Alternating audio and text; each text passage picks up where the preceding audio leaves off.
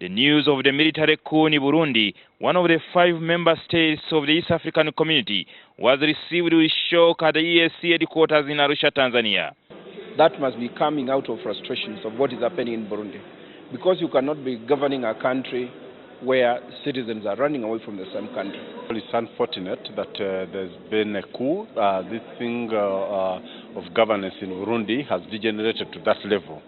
It's a setback for us, but I hope for the best in Burundi so that they get back to normal life in the country.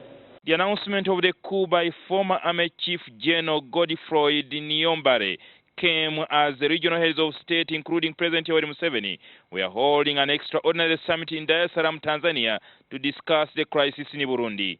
They may be meeting. It's important for them to recommend that, of course, again, the stakeholders in this process must sit down and reason together. So I think also their meeting is important because they must emphasize on that.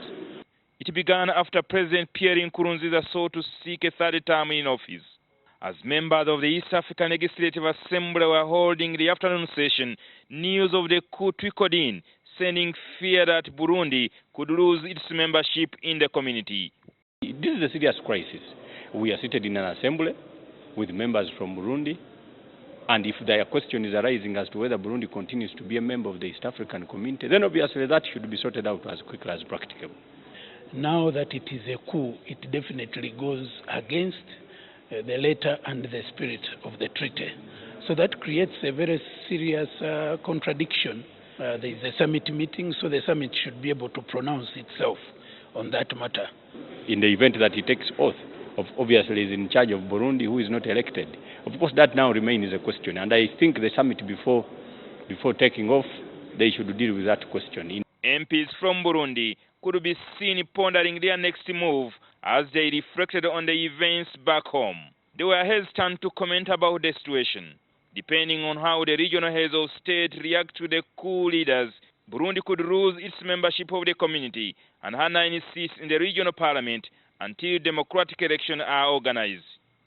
What it implies is that eventually that partner state has to be suspended. As news of the coup in Burundi started trickling in here at the East African Community headquarters in Arusha, lawmakers of the East African Legislative Assembly were shocked, sending fear that its members from Burundi could lose their membership. Jjingo, NTV, Arusha, Tanzania.